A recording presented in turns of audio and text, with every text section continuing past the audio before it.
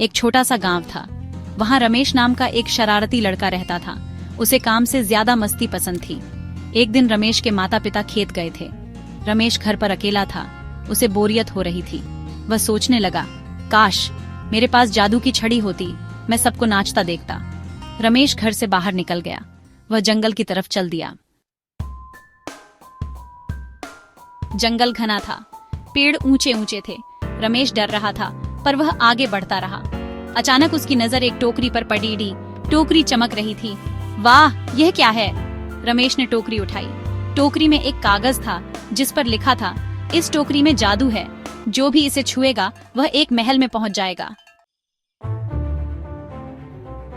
रमेश ने टोकरी को छुआ।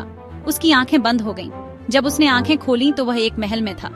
महल बहुत बड़ा था। उसके दरवाजे सोने के थे। रमेश दंग रह गया। वाह, यह तो सपने जैसा है। रमेश खुशी से नाचने लगा।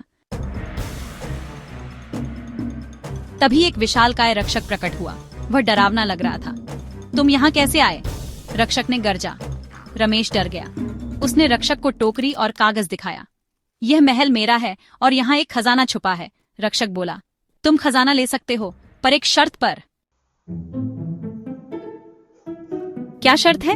रमेश ने पूछा। तुम खजाने में से सिर्फ एक ही चीज ले सकते हो। रक्षक ने समझाया। अगर तुमने ज्यादा लेने की कोशिश की तो तुम्हें सजा मिलेगी। रमेश खजाने के पास गया। वहां सोने के सिक्के, हीरे जवाहरात सब थे। मैं इतना सारा खजाना अकेले कैसे छुड़ा दूं? रमेश लालच में आ गया। उसने अपनी जेबें सोने से भर लीं। जैसे ही रमेश ने दूसरी जेब में सोना भरा, रक्षक गरजा, तुमने मेरी शर्त तोड़ी। रमेश डर के मारे कांपने लगा। उसने रक्षक से माफी मांगी। मुझे माफ कर दो, मुझे लालच आ गया था। रमेश रोने लगा। मैं अब अच्छा बनूंगा। रक्षक ने रमेश के आंसू देखे। उसे रमेश पर तरस आ गया। ठीक है, रक्षक बोला, मैं तुम्हें एक और मौका देता हूँ। रक्षक ने रमेश को एक और टोकरी दी। यह टोकरी पहले वाली से अलग थी। यह टोकरी तुम्हें वापस घर ले जाएगी। रक्षक ने कहा, इस बार समझदारी से काम लेना। रमेश ने टोकरी को छुआ। उसकी आंखें बंद हो गईं। जब उसने आंखें खोलीं तो वह वापस जंगल में था। रमेश समझ गया था कि लालच बुरी बला है। वह घर लौटा और अपने माता पिता को सारी बात बताई। रमेश ने अपनी गलती से सीखा था। उसने फैसला किया कि वह अब से ईमानदार रहेगा। उसने अपने गांव वालों के साथ मिलकर मेहनत की और सबके जीवन को खुशहाल बनाया।